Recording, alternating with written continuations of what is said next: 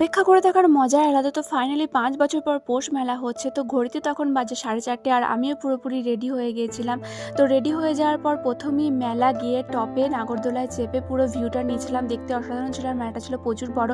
আর এখানে পাওয়া যাচ্ছিল হ্যান্ডমেড জিনিসপত্র। আর মেলায় শুধু ভিড়টা দেখো, প্রচুর ভিড় ছিল। আর অবশ্য হবেই না বা কেন, ৫ বছর পর মেলা হচ্ছে। তো আমি এখানে দুটো নিয়ে নিয়েছিলাম ফুলের স্টিক, এগুলোও খুব সুন্দর লাগছিল।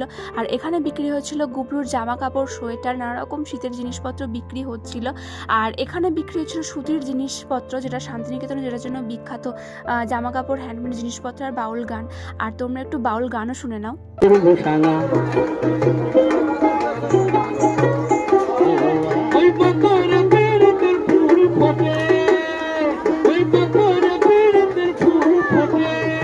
আর এখানে বিক্রি হচ্ছিল নানা রকম হাতের কাজের মাটির জিনিসপত্র।